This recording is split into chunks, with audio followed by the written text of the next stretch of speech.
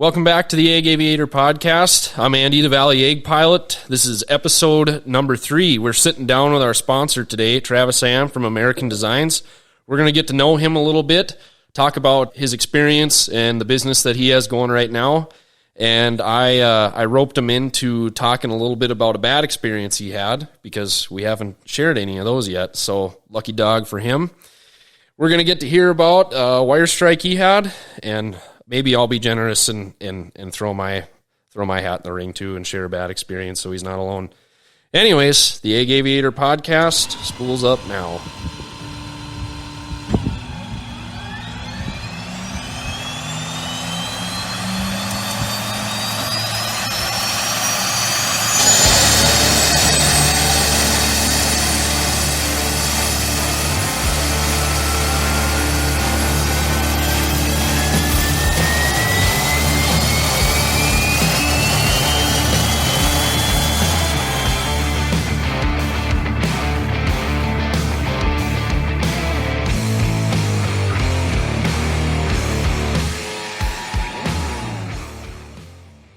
So, Travis is sitting down with me today. He made it all the way to the Great White North from Kansas. Travis, how you doing? Doing good. Doing good. Glad to have you here. Typically, this is when I'd give you your 2-3 minute plug, but because you're sitting in front of me and we're going to talk about your business, you're going to get the whole hour long today. So, let's get to know you a little bit. Can you tell us a little bit about your background, where you came from and kind of how you got into the industry? Yep. Yeah, I'm from Mayville, North Dakota, I guess. No aviation background in the family, so I just basically crop duster woke me up every morning on the farm. Dad farms and stuff back home. UND was the closest aviation school I knew of. I didn't know anything, so I jumped in, found out it was more of an airline-based school. Yep. Stuck with it, graduated, and then kind of got brainwashed into thinking I was going to the airlines. When I graduated, they weren't hiring. And I think the highest paid job was Piedmont Airlines, and they paid $26,000 a year. And you come out of there with $100,000 in school loans. It's I don't know how anybody actually survived that period in time. This is kind of prior to the big airline pilot shortage that probably came a couple years later. 2009, graduated. Ended up going up to Alaska, got my seaplane rating, went up there, and found out I liked the dirt more than the ocean. Mm-hmm. Came back, flight instructed, did some contract students and stuff like that, which were actually really good students. I'm still kind of confused on where I wanted to go, I guess, after everything. Talking to, actually, a buddy of mine, Rob S. Leeson, he's back here in Minnesota now. Yep. We were up at Joe Black's having a drink, and I was talking about, just the language barrier between the Chinese and talking to approach and center and stuff, and he goes, you know what I do? He goes, I put my earphones in my ears and I go to work and don't talk to anyone all day. Mm-hmm. And I'm like, okay, I'm going back to ag. That's where I started. You know? So then I had to figure out how to do it, I guess, was the tough part. So I started cold calling people. I talked to the people who I got my tailwheel endorsement from, Dan Geist, actually, over in Crookston. Yep, where I got mine. Yep, probably in the same airplane, Patches. Yep. So I said, hey, Dan, how do I get a job? And he says, go to the national convention, find a guy with gray hair, and ask him for a job. That's the exact same thing he told me. I said, okay. So just so happened to be my other buddy, Tanner Sutvik, he's a aviation mechanic in Devil's Lake. He's growing really big, too. He's getting into hot sections and stuff, so he's getting really big in North Dakota for ag aviation. He says, Trav, going to the national, you want to go? I said, yep. And there was him and about 12 other guys on the way there. I put my resume up on the board, had to pay to get in there. It's like $200, I didn't hardly have any money in it at the time. Yep. So put my resume up on the board. Like I said, there's 12 other guys there, so it wasn't a business trip. It was a fun trip, Yep. And then a guy calls me the next day, says, hey, I'm interested. Do you want to talk? Mm-hmm. I said, yeah, where do you want to meet? So back in the convention, so I had to pay another $200. Go for another day. Yep. Like I said, I didn't have any money at the time. Ended up with a job in Kansas, and then the guys who I'd cold called before kind of found out that I had a job. Mm-hmm. And then they're like, oh, wait, why don't you come talk to me, why don't you come back? Just let's work something out. And like, well, I already told this guy in Kansas I'm going. Yep. I'm going. And that was I was going to be flying a 401 with a Walters conversion on it. Okay. So right to the turbine. Snow piston time for you. Yeah. So how was that hopping right into the Walters? Like I've never flown one, but I know Jess has told me about his Walters Thrush, and they're kind of a little underpowered, but that was on a Thrush, not a 401. Yeah, it was a hot rod, I guess, and people say it was, but I didn't do a turbine transition. So basically, they had a pilot there, so I was one of two pilots. He took the airplane up, brought it around, and said, "Here you go." And they put me in it, and I said, "Well, how do you shut it off?" Yeah. Yep. And somewhere right now, an insurance agent is cringing. Yeah. And that was my turbine transition. So I got in it and I took off, and they were lagging the power right off the bat, but overall the airplane flew really nice, and I really do like the way the air tractors fly. Yep. That was the easy part. The hard part was learning how to spray without anyone in there and no prior training with light bar or anything. I've sprayed with ground rigs with light bars, but never in an airplane. So the boss says, "Well, just take it up high and practice up there." But that was probably the worst advice I've ever had, because there's no reference. Yeah, there's no visual reference. So you're sitting up there in space trying to figure out how to stay on a line. Like, oh man, this is impossible. So then I started, doing back-to-backs and stuff in the fields, and they got a little bit easier. Yep. And we had a really good wheat run when we started that year. So I ended up spraying a lot, and so I went from, I got to be at least 80 feet within the line at like a half mile, or I got to turn around and come back around. Yeah. Yep. But it just got better from there, I guess. I guess that's my story on how I got into it. But said it was a learning curve right from the start. My boss was probably 60-something at that time, so that's how they learned. So you did find the guy with the gray hair. Yes, no hair. Actually. No hair. Awesome. Yep. So I did want to ask, a lot of people probably do know about the University of North Dakota. I'm very familiar from it. I went through their program too. Same procedures you probably went through. I just did it in Crookston, but yeah, it's quite the airline indoctrination place. But do you think that there are some positive things that you could take away from your experience at UND and apply it to ag, or was it just a little? I know for me it was a little monotonous some days because it's not really what you're going to be doing. I'd say coming out of there, I had more knowledge than most aviators out there. Mm-hmm. Right now, I probably forgot half of it. Yep. So I came out of there with the CFII. You go from that airline mentality to crop duster mentality. And it's just like, it just blows your mind what people are actually doing versus training environment. Right. Especially UND. Yeah. Well, that's one thing that was one of my gripes when I was there all the time, is that it's like you're taking these students, they're being taught by people who have never left the training environment. And then, like I said, they're becoming CFIs that have never left the training environment. And I even remember when I started to learn how to fly a Citabria at Wilbur Ellis, and we were running between load sites with that thing, when nobody was telling me when I should go and not go, and when, they have the parameters in place, right, for weather and stuff. Well, if it's this and this, you're not going flying today. If it's this and this over here, you're not going on this cross country, where it was like, oh, I'm finally out here where I can be an idiot and screw up because nobody's watching over me. And I ended up in a couple thunderstorms and stuff like that. And I came back to start working on my CFI, and I was like, you guys really need to send some pilots out into the real world for a little bit and put some pressure on them and take the restrictions off, because it just feels like you're so protected that you can't make a mistake. And then the real world's kind of scary when you first run into it. And ag is really that's really the real world. I don't know. It's such a tight environment that if you're coming from UND, not saying that you can't. I mean, you did it. You came from UND, you became an ag pilot, but it's not really a similar environment at all. Right. I mean, even just the simple things. And we're going to go over here, eat a cheeseburger, and put gas on. Yeah. You might have done that, but you don't even feel comfortable doing it because they just took care of you. Pretty much, yeah. Or even a simple thing like when I was up in Alaska, I had never flown a different airplane than a UND airplane. So you get into a Pacer or a Beaver or something else, and it's like, well, what do you say to the tower? It's not Sioux. Yeah. You didn't even know. Yeah. I have to say November, right? Yeah. Before Yeah. Yep. Or this is Piper or whatever, Yeah. Just stupid little things that a guy never would even think about. Right. Yeah. And not to bash UND, they're really good at making airline pilots. Yeah. They know it's a airline pilot factory is what Yep. we call it. I mean, they can pump them out. But yeah, I mean, even in Crookston, it was a little bit more laxed, and it really shows. You probably get to experience it a little bit when you come help us during the summertime, that you grow up in that towered environment where somebody's telling you what to do all the time, and then you go to an uncontrolled environment, and it's like, what do I do now?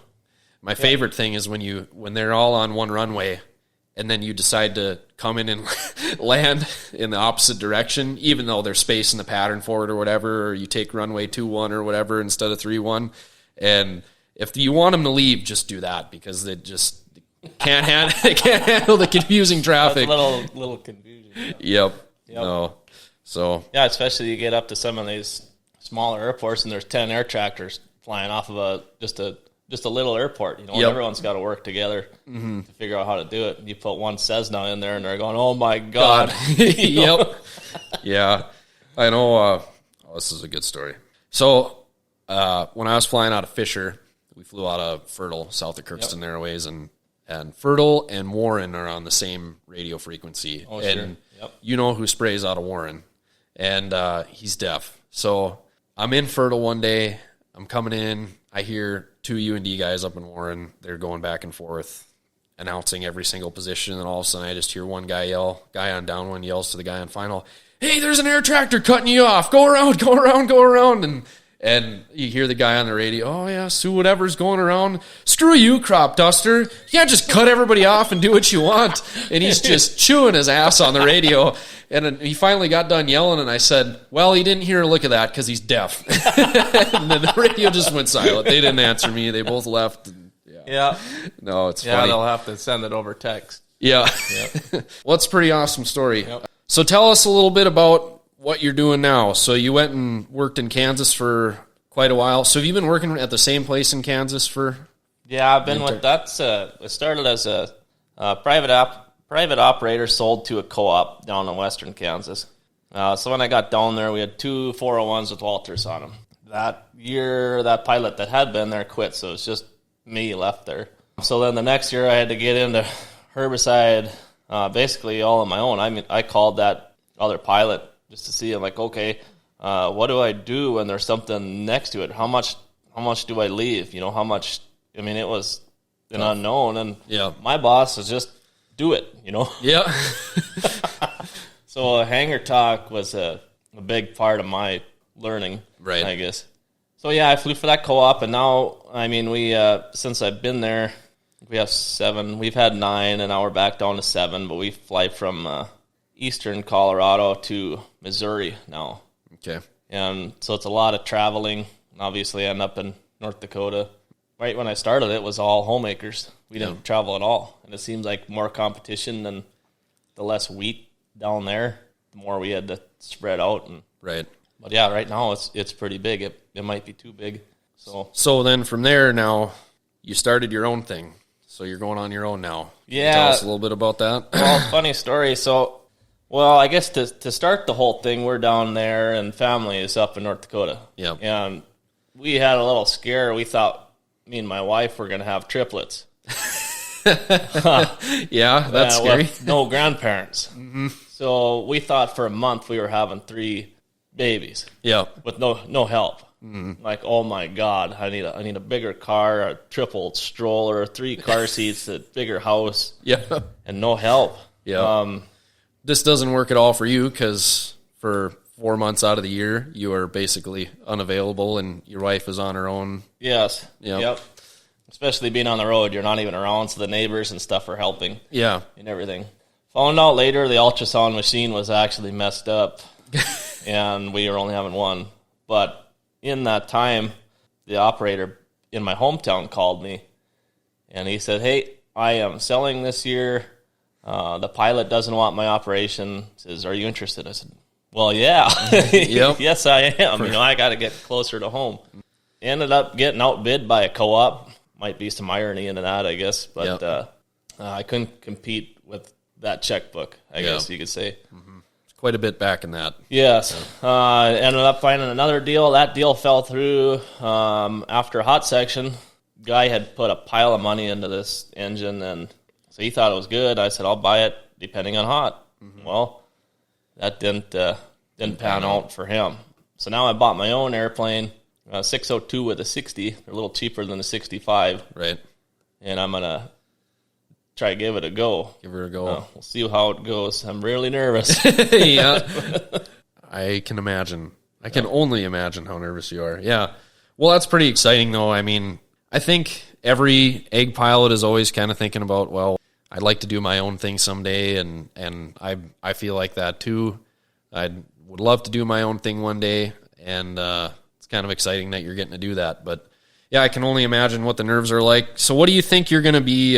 So you're moving up into our neck of the woods. You're only going to be about an hour or two to the south. So you're pretty much going to be dealing with the same country as we are. So basically, being on the road, when we started decreasing in work at home, I kind of went on my own, and that's how I ended up actually helping you guys. Like I said, my buddy Tanner, he's been a godsend through this whole thing for me. He says, "Hey, these guys are looking for help. Can you got time?" I said, "Yeah, I'm doing nothing. You know, yeah, I'll come up there." So came up. So actually, I talked to a couple guys, and a buddy of mine, Kevin Forrest, said, "Yeah, get up here and get the test done." You know, that was the only way to get a license right away was to go take the test in North Dakota. Yes. Yep. So I called the NDSU extension office and talked to him. I said, "Okay, I can fly right into Fargo today." I had a hell of a tailwind, so I got the Fargo from Goodland in about 2 hours. Mm-hmm. Had my father-in-law pick me up, brought me to the testing site, did the test, and had like 10 minutes before they closed before I handed the test in. And so what was it, like 3:50, handed it in.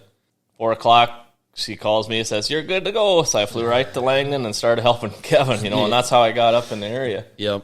So I guess my plan is basically to keep helping everybody that I've been helping, right, and then try to build up my own acres slowly, because, like I said, it's tough to compete with the co-op money and big money of other operators. And the area that you're coming into now previously hasn't had a huge aerial presence, correct? No, there's nobody on the field. I hooked up with a guy who owns the FBO, so I'm going to try build acres back home in my hometown and this other town that I'm going to be in. Okay. So we'll see how it goes. The primary focus will be just helping guys. Right.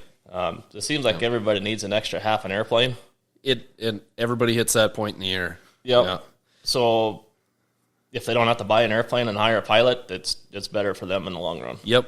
Yeah. It's just so many acres at one point in time that you can't justify buying a plane just to cover them. Yep. And you could have a Pawnee sitting around and say, "Well, I'll cover my extra acres with this," but that ain't big enough either. So you got to call a guy with a little bit bigger plane and get in here and give me a hand so I can get all this work done on time. Yep. So, and even it seems like the gas airplanes. I've had buddies with Cessnas and stuff like, "Hey, can you get me in somewhere?" I'm like, well, nobody. No offense, but nobody wants that airplane there unless you're running with other Cessna operators or something, Yep. Because nobody even has avgas. Hardly, yeah. It's amazing. Yep. No, I remember my first season. We had a gentleman come help us from South Dakota, and he called and he's like, "Hey, can one of you guys come give us a hand?" And I said, "Well, our 502 guy is off somewhere else." And I said, "I'm it. You want a Cessna?" Probably not. Yeah, probably not. Yeah. No, we don't. As bad as I wanted to go to South Dakota, Nebraska, and start spraying a little bit of corn, my 80 acres an hour, if that, was not really what they were looking for. Maybe a little bit more than that. But just for the guys that might be new to the industry or don't know, a lot of guys travel on the road during the season, so Travis is talking about home acres. So home acres are basically the acres you're spraying out of the airport that you're flying out of. And when we have downtime during the year, just like in North Dakota, our wheat run comes, and typically about the time our wheat run's finishing up, the corn run's starting down in the Corn Belt, and folks are getting busy and they need a hand. So we'll hop on the road. I haven't done it. My boss does it. And go get some extra acres in. And it's a really good way to, if you're having a bad year at home and you can go give somebody a hand, it's a great way to get a little extra money in the checkbook to make sure you can cover everything for the year and maybe make a profit. On top of that, if you got from an operator's perspective, if you got a couple pilots that haven't been getting enough acres for the years to satisfy them, you can send them on the road, get some extra acres in that way. And then there's kind of that doesn't just happen for everybody either. I mean, when you're talking about going on the road and helping somebody, that's kind of through relationships, really. It's about knowing people. Like, you knew Tanner. Tanner works for Kevin. Kevin needed help so bad. You came up and helped Kevin. You met my boss, Jess, and things like that. Built a good relationship with those guys. And, now when they need a hand, you're the first guy they call. And then that works back and forth. When you get behind, then hopefully you're giving me a call, because hopefully I'm going to go on the road this year, Jess. And, well, that's all up to him. But anyways, so yeah. Another thing about being on the road too is you get to see how everybody else operates. Yeah. As far as efficiency and mapping, how everybody's doing it. If you're just stuck in one place, you did it how your boss did it, and how he saw it done. But when you go on the road, it opens your eyes to see how everyone's different. Right. No, and that's the thing is when you're going to help somebody, usually they're so busy that you're really seeing their operation get tested, and you get to see the strengths and the weaknesses. So that's pretty exciting. Going on your own, we'll have to have another podcast in a year or two and check in and see how it's going. See who else I'm working for at the time. Yep. Travis has been the sponsor of our podcast so far through his company, Amberican Designs, and we're going to talk a little bit about what he's trying to do there, what all products he offers and stuff like that. So let's go to the beginning, storytelling time. So how did Amberican Designs get started? So basically in the winters down there, I work for a co-op, so they want to keep you busy. After probably our second year, we started our own maintenance facility. Mm-hmm. Hired a IA, and so I started helping him every winter. So I've been doing that for probably about 8 years, I suppose, helping with Daniels. And I don't have an A&P or anything. I've just been doing it. Yeah. So I've been to flight safety, line and base, and I feel pretty comfortable, and I learned a lot of sheet metal through just working with our mechanics. But so generally we're doing all of our maintenance, and then once we're done, I'm just kind of sitting around for something to start so we can start spraying, Yeah. A buddy, Bo, up in Nebraska had mirrors on there, and I always gave him crap about it, like a lot of those things, and they were always some janky looking things on there. It was like just like bent up stainless pipe, with a mirror bolted on there. They looked terrible. So I started cutting up some aluminum, and so we got bandsaw and TIG and lathe and a mill at the hangar where I'm working, and came up with my first design. That's not actually the ones I'm selling, but so I sent Bo a picture, and he bought one. I'm like, okay. Yeah. So I built 5 of them, and I had to hand cut them with a bandsaw, drill them, TIG them, cut threads on the lathe. And I think I made like 7 of them, and they took me a couple days. Yeah. Like, man, pretty inefficient. This is it's cool, but pretty slow going. Yeah. Yeah. So then I drew up kind of what I wanted with the design. So I talked to a buddy in Goodland there who said, "Yeah, I got this guy up in Minneapolis. You give him a design, and he'll turn it out, and a month later he'll send you the part and see if you want it." Mm-hmm. Okay, cool. Well, that's easy. So made the drawing, sent it to this guy, and a month or 2 goes on, and nothing. So I call him, and like, "Oh, yeah, just moving to a new building, we'll get it done." A month or 2 goes by again, and nothing. And finally, I'm just like, man, how can I do this myself? And then this is where I started learning. I'm like, man, there's so many businesses out there that operate. I don't know how they continue to stay in business. As a crop duster, if you mess up a day, they're going to the competition. Yeah. It's like, holy crap, Yeah. So anyways, I downloaded this free CAD program and started drawing and got on YouTube, and it was terrible. I'm like, oh my God, there's no way I could do this. Yeah.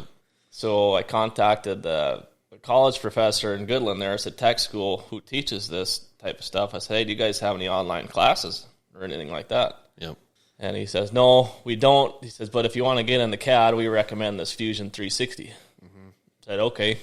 Downloaded that, got on YouTube again, And this was the program. I mean, it was easy. Yeah. And I just took someone, put together a 30-day free course for Fusion 360. Yep. If you want to learn CAD, do that. And it's just easy. And in the meantime, that's only part of the puzzle, right? So I bought a 3D printer, and like this is just because we didn't have any wheat to do. I'm just sitting there like, what can I do? What can I do now? But now you can take this CAD file, put it in the printer, and then hold it in your hand. Yeah. Like, okay, is this going to work, or is this not going to work? Yeah. Well, okay, I need to change this, change that, hit print, walk away, come back the next day. It's sitting there built in the garage. It's working 24/7. Yep. So that's where that started. So I started printing with ABS, and I'm like, man, these things are really strong. Yeah. I had that done, and then I found out there's a lot of on-demand manufacturers. So you can just send them your CAD file and say, I want 50 or 100 of these things in anodized aluminum, and they'll ship them to you. Yep. And I was like, holy crap, you can really do whatever you want. Right. You don't have to have the big CNC machine sitting in the shop. So I sold some of the 3D printed mirrors and some of the aluminum mirrors. And I had the 3D printed mirrors on my airplane. Came up here, I had been running them for 4 months, no problem. Yeah. Same day, both mirrors fell off. I'm like, oh no. And I gave you a set. Yep. I think Jess bought a set of the plastic ones. Yep.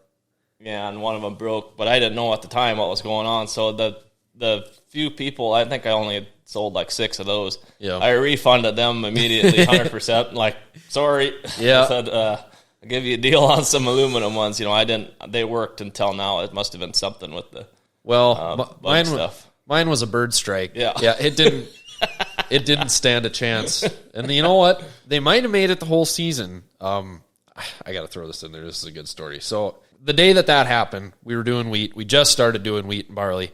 And me and Jess both take off at the same time. He goes to one field, I go to another. I show up at my barley field, and it's soybeans. And I call. I'm like, yeah, this is not a barley field. Where do I need to go, actually?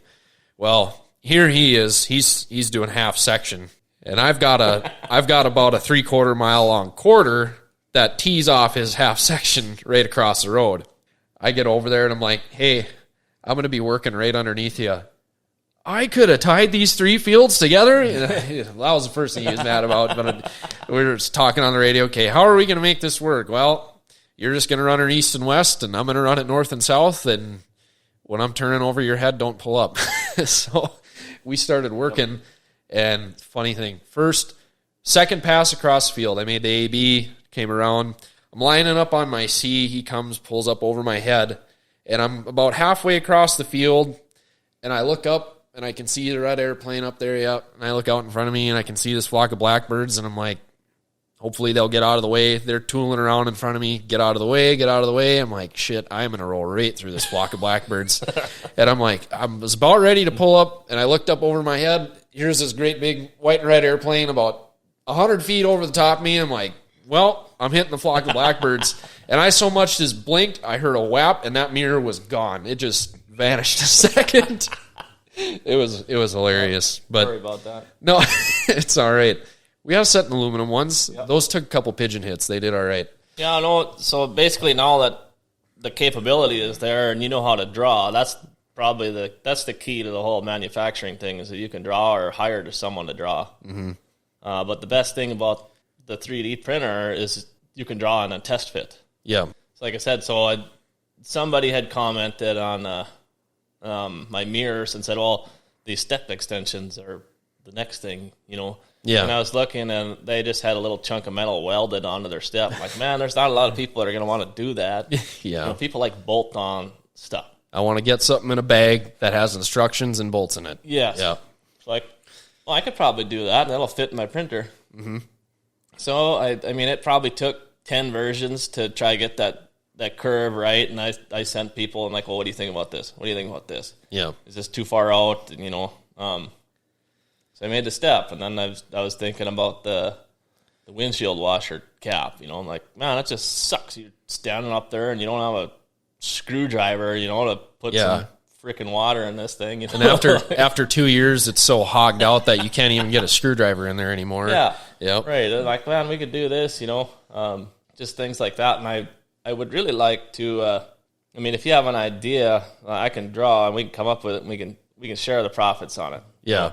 If someone has an idea out there that you're just kind of making in the garage or whatever, we can turn this into a process and get them made, through CNC. Be able to make them nice, make it efficient, and then now on top of that kind of, we can roll right from there into the website, talking about how to distribute them now. So not only are you making this stuff, but you've also started the online store, Amberican Designs, Alpha Mike Bravo, ERICAN. Got to clarify.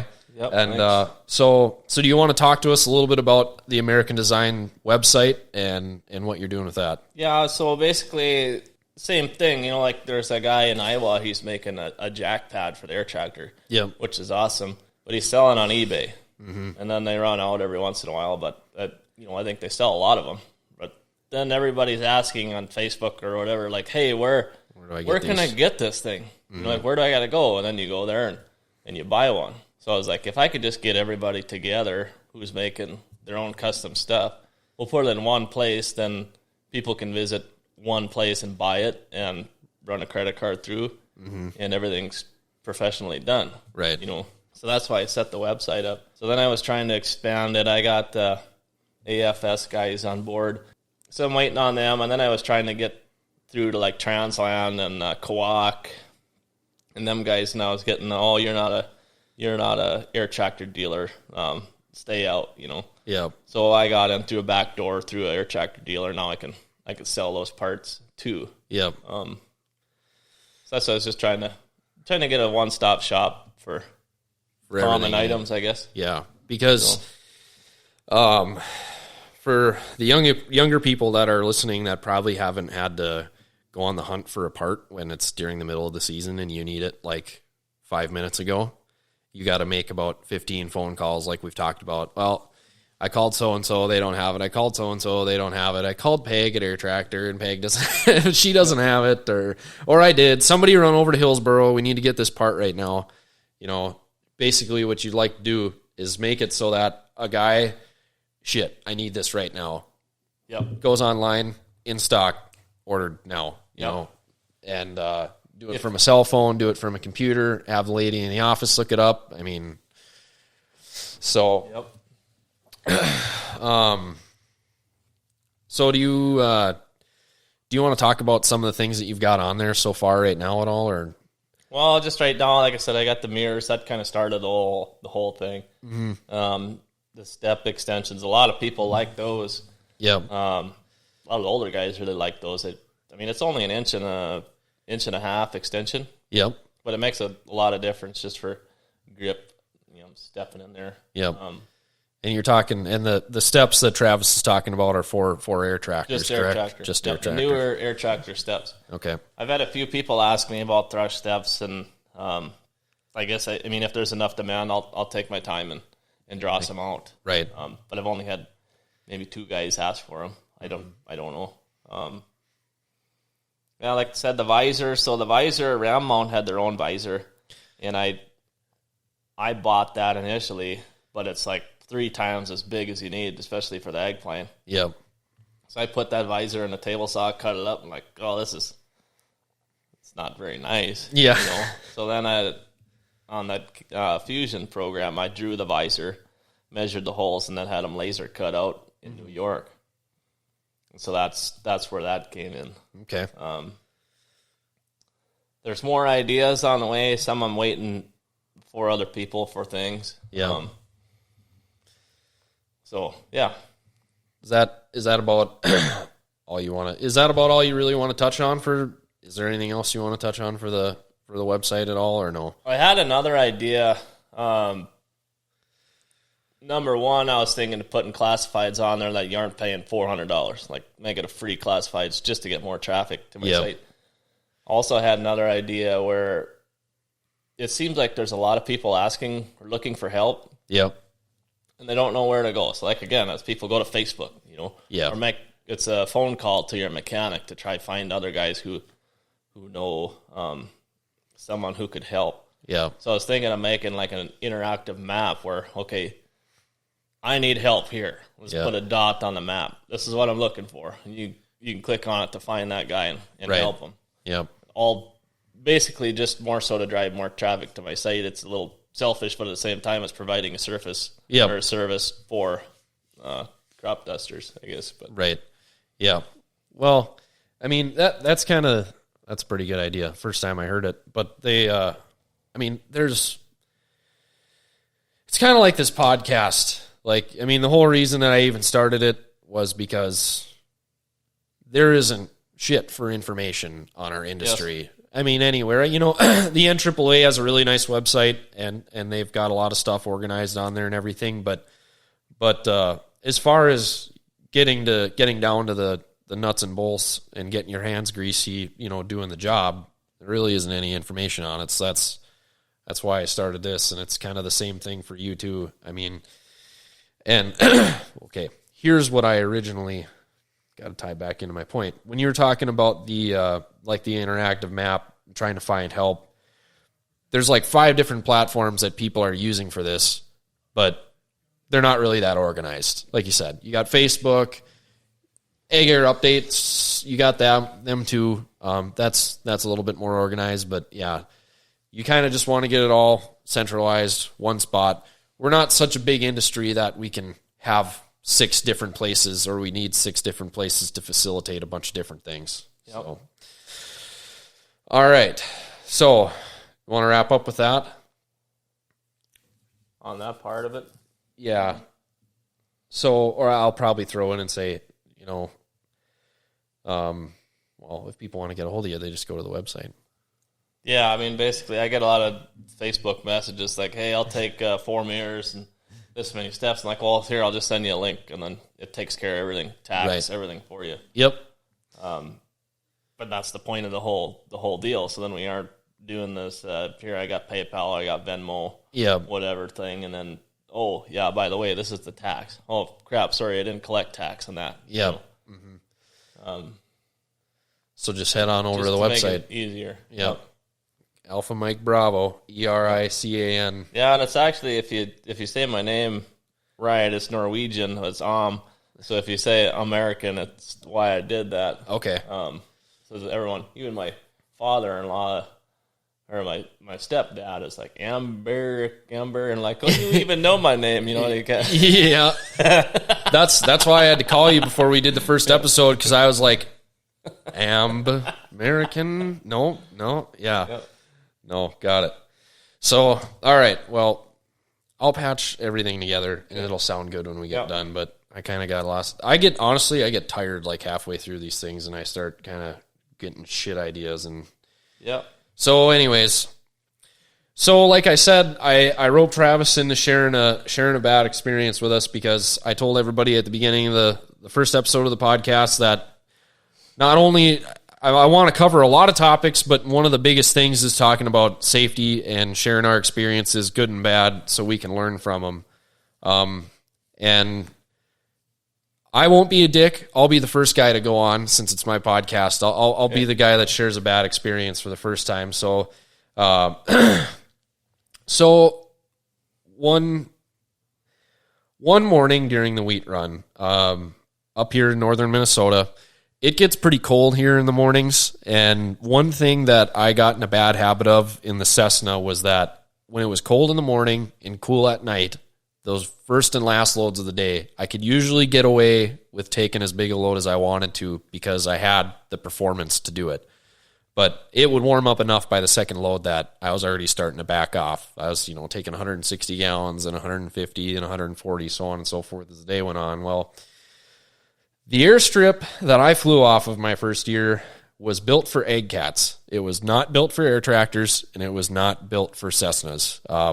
Not built for model wing airplanes. Definitely built for biplanes. And it's built on a farm.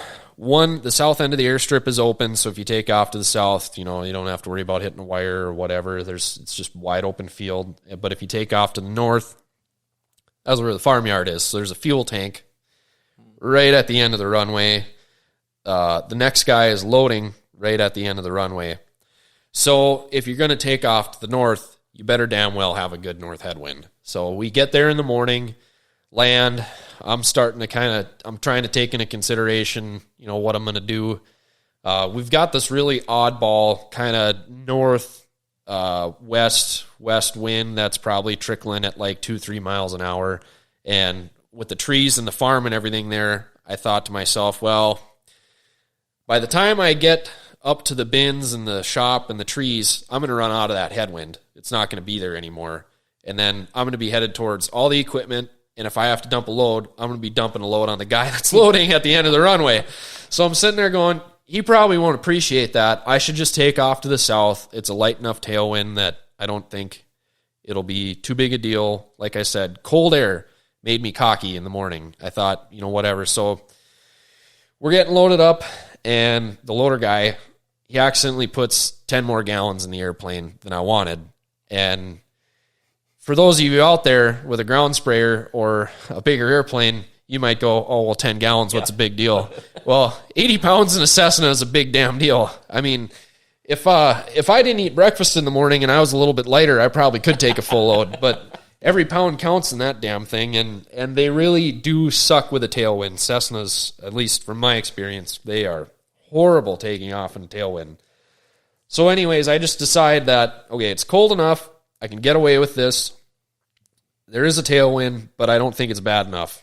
And just pure inexperience and ignorance. I should have just took the 10 gallons off. I should have just grabbed a 2.5 gallon jug and started dipping it in the hopper and hauling the chemical out, because I got rolling down that runway. I got to the point where my tail usually starts to stand up, push forward on the stick. Nothing. I mean, just nothing. I hold on the ground a little bit longer, about 3/4 of the way down the runway. I push forward again. Tail comes up off the ground. Tail stalls, comes back down. And I'm shitting my pants at this point, because the grass, it was about 2,000 feet of pavement, and then it was about 300 feet of grass, and the grass was coming up pretty quick. And I thought, well, maybe I can 3-point this thing off the ground. So, well, if my tail wasn't going to fly, I should have known that that trying to do it that way wasn't going to work either. So I pulled back on the stick. I grabbed another notch of flaps, and the plane came off the ground. And I thought, oh shit, I got this. And I kind of held it in ground effect for a second, but pretty soon the stick started to shake, the tail started to stall again, and then pretty soon, boom, I was back down on 3 tires, and I had about 100 feet of grass in front of me. And I will... I want to throw a plug in for NAAA and PASS here. The year that this happened in the PASS program is when Fran from the flight school up in Canada, they had a whole 20-minute session on dumping loads on takeoff. And I learned so much through that PASS presentation on dumping loads that at the beginning of my season, when I was learning how to fly the Cessna, I said, you know what? When I get comfortable in this plane, I need to start practicing dumping loads on takeoff, and dumping loads in the air too. So thank God I had practiced this a handful of times, and I felt comfortable.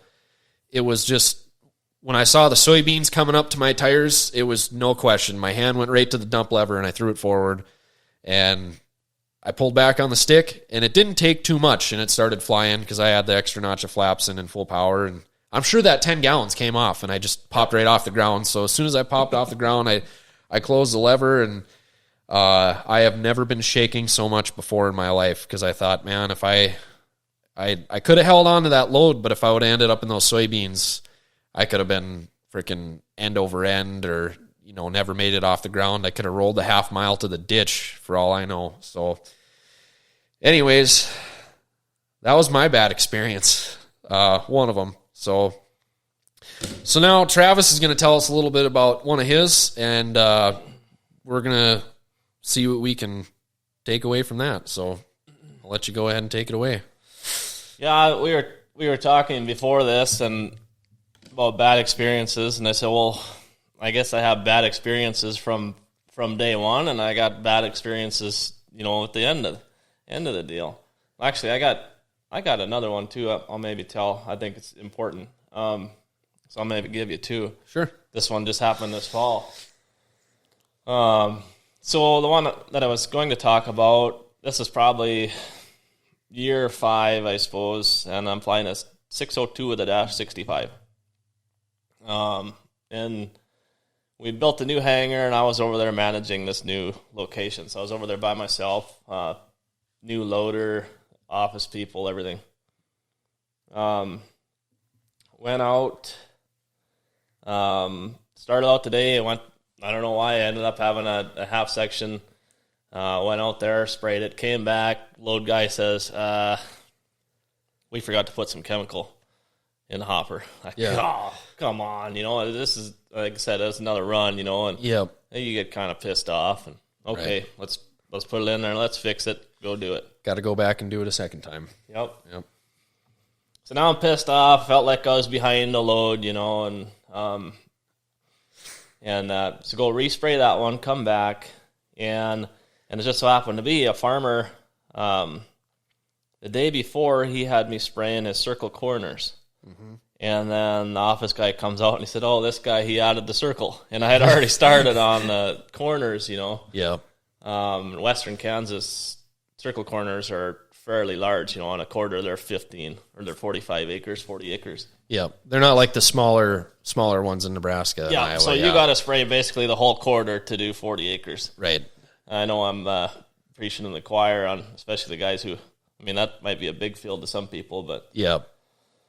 So anyway, I went back to that field, backed up my swath, and I elected not to circle the field because I was just there the night before.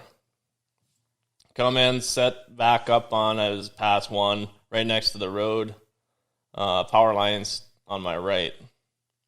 And so then I was just going to turn on and catch up to where I was on the corners and then finish the whole field through. But like I said, I didn't circle. I said, I don't need to. I was just here. Get halfway through the field and hit a line. They had a line going across the field. There was no road there, so you couldn't see the road or anything to show you that there was a line. But just the day before, I was there and I went over it. I went over that line, but I completely forgot about it. Yeah. This was a brand new airplane. I think there were 70 hours on the 602. And broke a bunch of nozzles off. So I hit it. I don't remember a noise, but I could feel it turn a little bit. And looked out on the side. I'm like, oh man, do I got a wing over there? Yep. So I kind of slowly look over, like, okay, I got my wing. Yep. And then I could see the chemical coming out of the nozzles that were broke off. Couldn't shut it off. I shut the pump off, shut the money handle off, and it still kind of just siphoned out of there, I guess. Yep. Flew back to the airport, and I could see I didn't know how long at the time I had power lines dragging from somewhere on the airplane, but I could see them behind me. I could see them looking down. Yeah. And there was a run going on, so I said, okay, well, mistake number 2, I elected to land on the grass to try to stay out of everyone's way. I should have just went on the main runway, which is long. Yeah. So I start coming in and start slowing down, and I look over, and that power line is kind of starting to sag. I'm like, well, I got to land over this other power line. Like, oh, no, I don't know how long I'm going to hit this other one with the line I'm dragging, Yep. So I powered up, came over it, landed, and then it was only like 100 feet of line or something that was hanging there, but that took me out for a week or so while we had to patch that thing up. Yeah. So, what did I learn? It takes 2 minutes to look at a field, and it'll either cost you your life for a week or two during a big chunk of your income for the year. Right.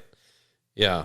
So what kind of damage did you end up causing? Did it hit the prop? Did you do any engine damage at all or no? No, it didn't arc at all anywhere on the airplane. Maintenance shop, we basically pulled chip out, checked for magnetism on the beta ring. Like I said, there was no arcing on there. Mm-hmm. Put a hole in the wing, put a hole in the aileron, broke off some nozzles. Really got really lucky, actually. Yeah. And it was probably only because I was spraying next to that other line. I was probably a little higher than I normally would have been. Mm-hmm. But, I cost myself money and I cost the operator money in the end. Yep. For, like I said, a minute or 2 minutes. 2 minutes of running around. Yeah. That's another thing that old Robbie told me when I was talking to him that night at Joe Black's. He said, you circle every freaking field you go to. No matter what, you circle. Yeah.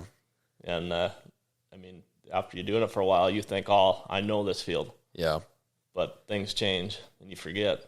I know I get in a bad habit of that during burn down because, herbicide and burn down work, it's like you might come back to a field 4 times.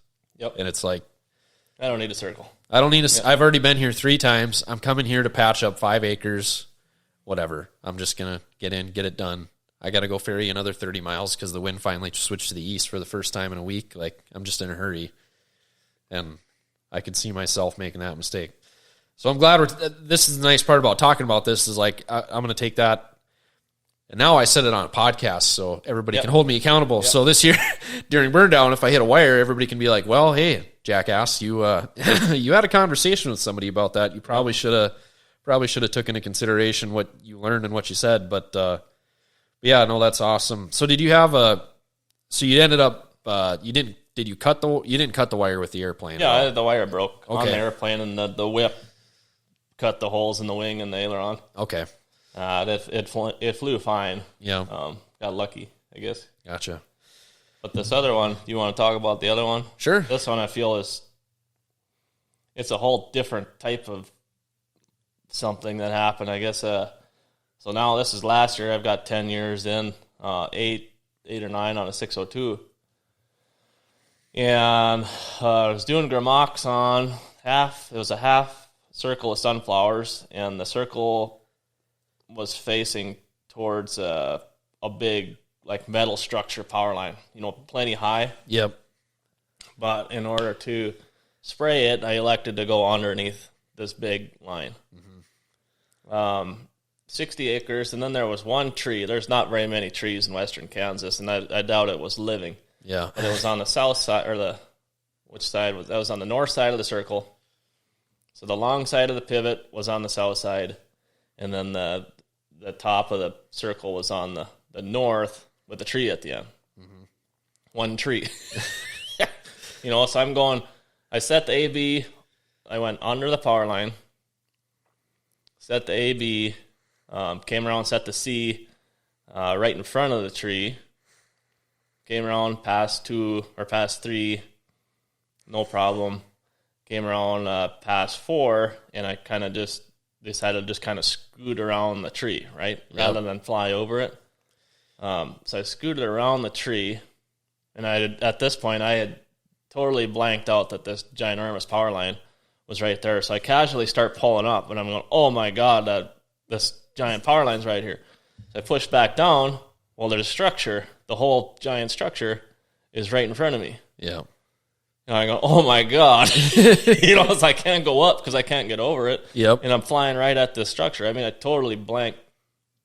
So I kind of skidded, turned as high as I could turn under the line right next to the structure. Yeah. Over the highway.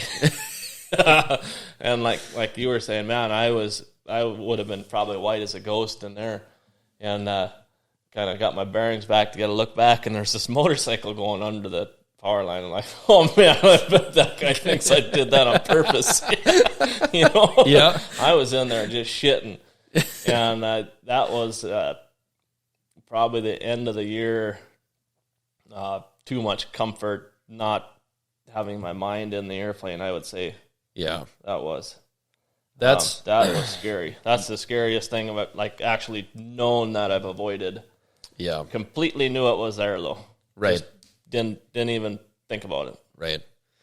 Yeah. So this year, I'll guess I'll tell one more too. We're only at an hour. So when I got to working with Jess this year, we started talking about when do accidents happen, and he told me from his experience that when he's made mistakes and when guys that have been working with him, friends, made mistakes, it's kind of like you said, it's the end of something. It doesn't have to be the end of the year, but it can be okay, this is the last day of my run helping these guys in North Dakota. I'm going to get to go back home tomorrow. I'm exhausted. I'm excited for this to be over. You start thinking about going home. Or for me this year, same thing. I'm working 2 hours away from home. We were building a house. I was coaching a trap shooting team back in Crookston too, so I was running back and forth trying to do that. And we planted late, so Burn Down was running late. I got all these things going on at one time, and I'm trying to be in two places at once.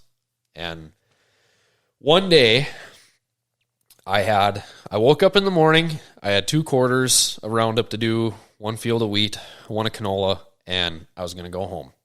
So I start thinking about, shit, this is going to be nice. I'm going to get to go home today. What am I going to do when I get home? I'm going to get home. I'm going to start working on my house at 2 o'clock. I'm going to go to the gun club. I'm going to coach trap. And I'm going to be here the next day to work on my house again. And this is going to be pretty exciting. And I'm going to get to see my fiance for the first time in a month. So pretty excited about getting home. So I get finishing up this last quarter. And like I said, a big grin on my face all morning. I'm going home.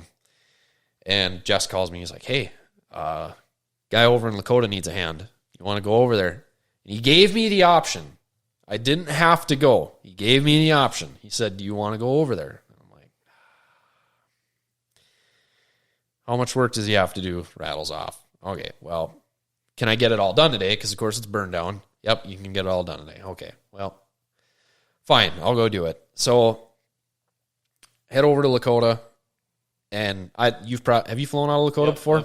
Yep. Okay, so there's the golf course on the west side of the runway, and Highway 2 is literally at the end of the north end. But it's always been kind of a weird airport. I talked to a couple other pilots that have flown there, and you can get some really wacky winds with the golf course being there. Well, anyways,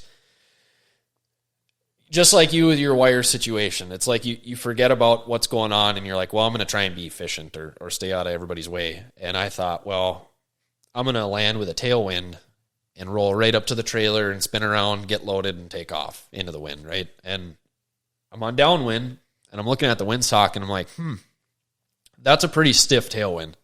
And this is not a long run. It's like a 3,000-foot runway. I mean, it's not extremely long, not extremely short, but either way, you don't have a lot of room if you end up being too fast. So I thought, hey, that's a really stiff tailwind.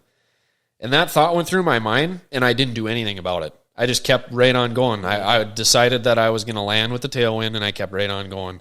And I start coming around, get on final, and I'm like, I am hauling ass right now. Like, I was cruising over. I looked down, and I was going over the corn, and I'm like, wow, those rows are flying by.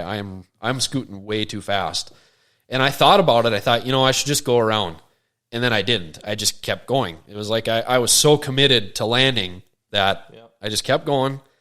And then I'm getting to the threshold, and I'm like, I am really hauling too much ass. So I grabbed the power lever, and for the first time flying that 402, I pulled that power lever all the way back to the stop, and the engine spooled down. And I start flaring, and I don't know if I was off in outer space or what, but I flared way too high. I basically stalled onto the runway, and I smashed that airplane.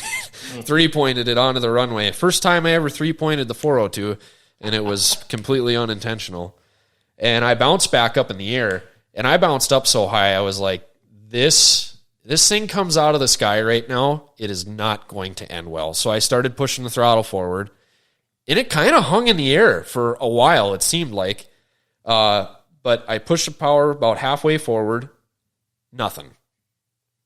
And then the plane starts to sink, and I'm like, shit. And I slammed that thing all the way forward, and that was the biggest mistake I ever made.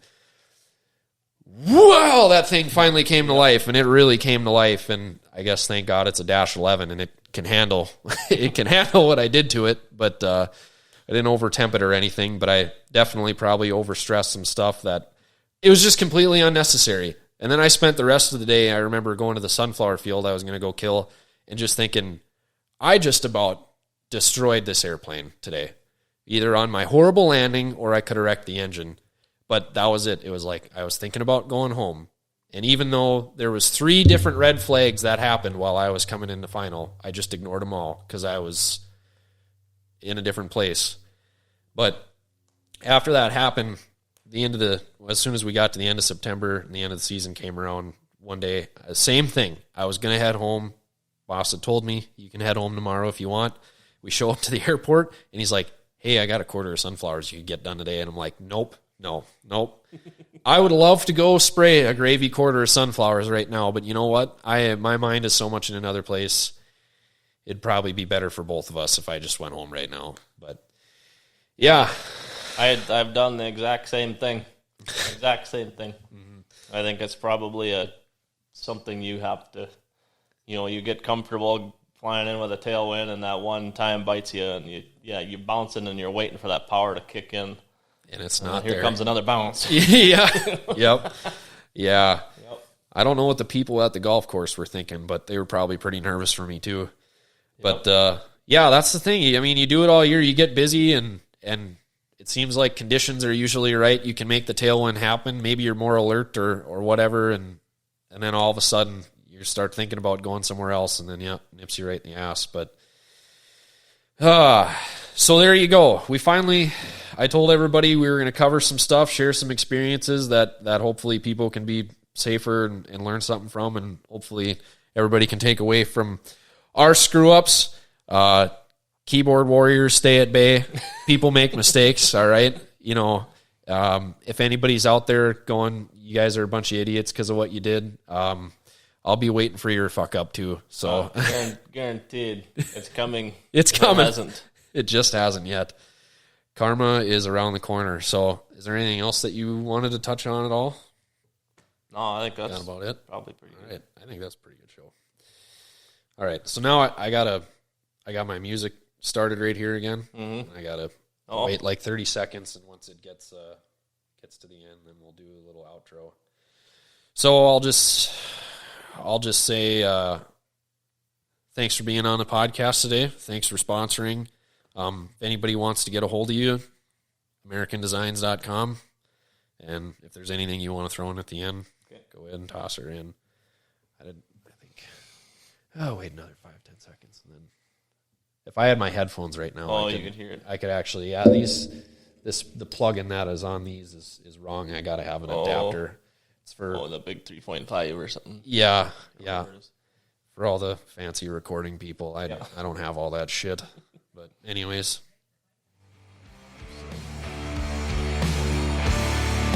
Well, Travis, thanks for being on the podcast, and thanks for sponsoring the podcast. If it wasn't for our sponsorship, we wouldn't be sitting here having this conversation right now and sharing the information that we're sharing. So thank you for doing that.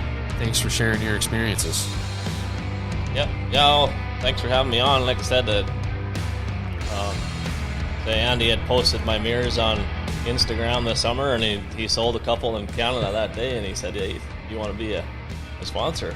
So, well, hell yeah! I mean, you've already made me a little money, so that's why I did it. And the older people might not think it's important, but the younger people are listening to this. Yeah. Guaranteed. Yeah. So, well, if we can, thanks for having me on. Yeah. You know what? If we can, help a few people stay on the right side of the grass by sharing this stuff, and people can make more informed decisions by learning something from somebody on here, then, in my opinion, in the end, it was all worth it. So for sure.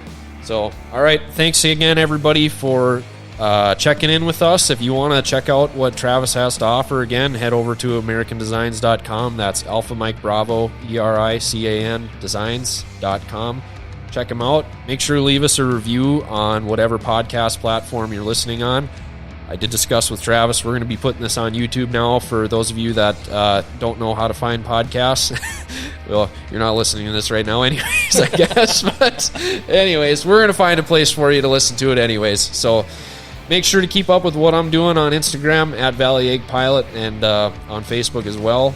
Hopefully I'll get a YouTube video for you guys out here pretty soon. So thanks again for checking in to the Ag Aviator Podcast. We'll see you next time.